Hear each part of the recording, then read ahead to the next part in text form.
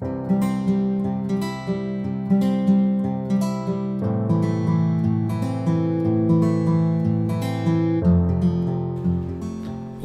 bienvenidos al curso Estrategia Pruebas, Rastreo y Aislamiento Selectivo Sostenible para la COVID-19. Estamos en el módulo 1, Generalidades, y ahora iniciamos la unidad 4, Aspectos éticos del seguimiento a contactos. Nuestro resultado de aprendizaje es comprender los aspectos éticos del seguimiento a los contactos. Recordemos que la protección de la salud pública es nuestro principal objetivo. Para eso desarrollamos estrategias de identificación, rastreo, seguimiento a casos y contactos que buscan la protección de la salud de la comunidad. Todas estas acciones lo que intentan es disminuir el impacto que esta infección por el virus SARS-CoV-2 pueda tener en la población. De igual manera, así, limitar el número de contactos podrá ayudarnos a controlar la transmisión de la enfermedad. Hacer el seguimiento a casos y contactos es un deber en salud pública, siempre lo tenemos que hacer. Por eso lo hacemos con mucha frecuencia, para poder ayudar a detener la transmisión de cualquier enfermedad contagiosa. Tenemos ejemplos muy conocidos, aquí hay algunos de ellos, por ejemplo el sarampión, la tuberculosis, la parotiditis o la varicela, de la cual tenemos muchísimos casos cada año. Ya sabemos que el rastreo a casos y contactos es una tarea normal en la salud pública, pero hablemos un poco de los aspectos éticos que lo rodean. Primero, la privacidad. Este es un derecho de toda persona que consiste en que nadie sea víctima de intrusión en sus asuntos personales. Todas las personas tenemos el derecho de que nuestra vida personal permanezca de forma privada. En este proceso de rastreo es muy posible que debamos preguntar por algunos asuntos, por algunos datos que pueden ser privados, algunos de ellos: con quién vive la persona, con quién ha tenido contacto en los últimos días, qué tipo de lugares ha visitado con más frecuencia y cuánto tiempo ha pasado fuera de su domicilio, fuera de su casa. La persona que hace el rastreo debe preguntar por ellos, porque es su obligación, pero solo en el marco de completar información que sea útil para la acción preventiva en salud pública. La confidencialidad se relaciona también con la privacidad, pero habla la confidencialidad del derecho de cada persona de mantener privada su información médica, su información de salud, y que ésta no sea revelada sin su consentimiento directo. Esta información solo puede ser publicada si alguien lo autoriza expresamente. Entonces, en este escenario, nuevamente, podemos y debemos preguntar por información confidencial. ¿Cuál es información confidencial para nosotros? Las condiciones de salud previas de las personas, si tienen una enfermedad de base, o el propio resultado de la prueba para COVID-19. Esta información solo será utilizada para proteger la salud pública y evitar un mayor número de contagios. Otro principio muy importante de la labor del seguimiento y rastreo de casos y contactos es la justicia. Ser justos en este contexto significa que tratemos a todas las personas de la misma manera. Esto debe ser independiente de su raza, su religión, su condición socioeconómica, su orientación sexual o su procedencia. En el proceso de seguimiento es muy importante que la justicia esté presente siempre.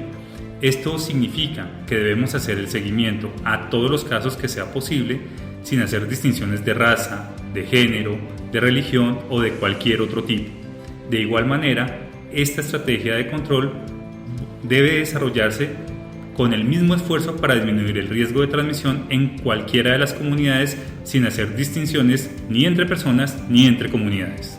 Debemos mencionar ahora el beneficio público, que es nuestro principal objetivo. Hablar de beneficio público nos lleva a pensar en todo lo que genera mayor bienestar a la comunidad, a la sociedad. El beneficio público es algo que nos favorece a todos. Como principio, el rastreo produce un beneficio a la comunidad. Ayuda, ya lo hemos dicho, a disminuir el riesgo de ser infectado, y también nos debe ayudar en conjunto a disminuir el número de enfermos y también de fallecimientos por COVID-19. Hay 3 pruebas que debe superar una intervención en salud pública para poder estar seguros de que estamos en efecto protegiendo los derechos de las personas a su privacidad, a su autonomía y a los demás principios que hemos repasado. Debemos aplicar 3 criterios. Estos son: primero, La intervención debe respetar a las personas y a sus derechos individuales. Segundo, debe existir un claro beneficio para la sociedad en equilibrio con los límites de cada persona, esto es, con su autonomía y con los demás que hemos revisado. Finalmente, el tercero es que el beneficio debe cubrir a todas las personas de la comunidad. Eso nos conecta con lo que hablamos de bien público y además de la justicia. A todas las personas los debe beneficiar por igual. Hay algunas consideraciones legales que debemos tener en cuenta. Aunque en cada país puede haber regulaciones específicas diferentes, hay principios generales universales. Aquí hay algunos de ellos. El primero es que las acciones están protegidas por la Constitución y las leyes. Las acciones de salud pública gozan de protección por la ley. En Colombia, siempre debemos cumplir en todo momento, en nuestras actividades, como en estas de rastreo de casos y contactos, la legislación vigente. Además de ello, estamos en un Estado social de derecho y allí hay deberes y también derechos. Debemos proteger los deberes y garantizar los derechos colectivos. Hay acciones de salud pública también que deben ser aplicadas de forma obligatoria, eso lo sabemos. Y esto dependerá de cuándo lo requieran las autoridades y que estén respaldadas por la Constitución y las leyes. Por último, debemos resguardar, garantizar, asegurar la confidencialidad y la privacidad de los datos. Resumamos, entonces, nuestra labor debe garantizar el respeto a la privacidad y a la confidencialidad. Toda la información que suministran las personas con las que entremos en contacto será confidencial y solamente se usará para la vigilancia y control en salud pública. No vamos a publicarla, debemos garantizarle y darle la seguridad a cada una de las personas de que esto es así, que no se va a publicar con personas o instituciones no autorizadas. Y además que su información será mantenida en privado de forma tal que todos los contactos van a tener información sobre su posible exposición, pero no sobre la identidad del caso con el que tuvieron un contacto.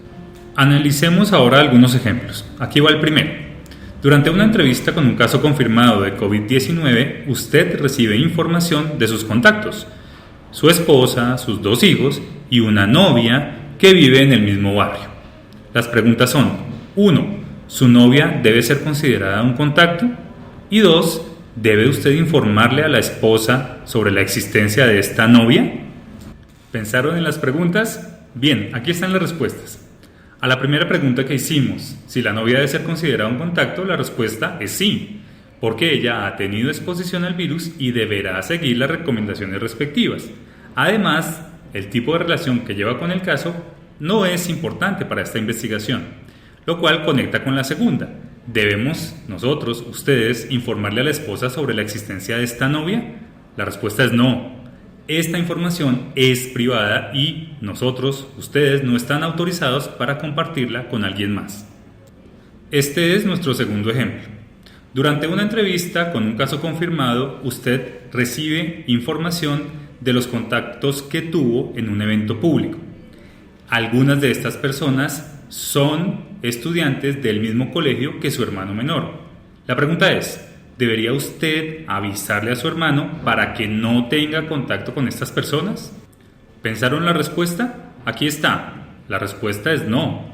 No podemos revelar información privada que se obtenga durante nuestras entrevistas. Tampoco se la podemos revelar a nuestros familiares o amigos cercanos, aunque la consideremos importante para ellos. Nuestro tercer ejemplo es sobre una persona indocumentada. Durante una entrevista con un caso confirmado, esta persona le informa que ha tenido contacto estrecho con alguien, un extranjero, que trabaja indocumentado en la ciudad. Cuando usted hace esta entrevista, la persona que no tiene documentos le informa que trabaja haciendo aseo en otras 3 casas en el mismo barrio. Esta persona también le confirma que no tiene documentos y que tampoco ha obtenido permiso para trabajar en el país. Al informarle a usted que debe entrar en cuarentena por 14 días, abiertamente le dice que no lo puede hacer porque si no trabaja no recibe ningún pago. Del ejemplo 3 tenemos 2 preguntas. La primera es: ¿cómo podría usted convencer o persuadir a esta persona de cumplir el tiempo de aislamiento? Y la segunda: ¿debería usted llamar a la policía y reportar que esta persona está indocumentada y sin un permiso de trabajo? Aquí están las respuestas a las 2 preguntas anteriores. En la primera, usted debe informarle sobre las ayudas disponibles y sobre las organizaciones que apoyan a las personas en condición de vulnerabilidad para que ella pueda cumplir el tiempo de aislamiento de la mejor manera posible. En segundo lugar, recordarle que también las personas cercanas a ella corren el riesgo de enfermar e incluso de morir por la enfermedad por este virus. La segunda pregunta tiene una respuesta también. No, usted no puede revelar información privada de esta persona aunque esté indocumentada y sin permiso de trabajo. Tenemos ahora nuestro cuarto y último ejemplo. Resulta que ustedes están haciendo su trabajo en el seguimiento a casos y contactos y se enteran de que existen 5 nuevos casos en el municipio donde nacieron y donde vive gran parte de su familia. Ante esta situación, ¿cuál es la conducta que deberían seguir? 1. Llamar o enviarles un mensaje a las personas que conocen, alertando sobre estos nuevos casos. 2. O esperar a que se les informe oficialmente por parte de la Secretaría Municipal de Salud. Aquí tenemos las respuestas a las 2 preguntas del ejemplo número 4. A la primera pregunta respondemos que no, porque llamar o enviar un mensaje a estas personas constituye una violación de los principios de confidencialidad y de privacidad. El resultado de la prueba está amparado por el principio de la confidencialidad al ser información médica, y la privacidad ampara toda la información personal. A la segunda pregunta respondemos que sí, porque debemos respetar y seguir todos los procedimientos de notificación de casos que son oficiales.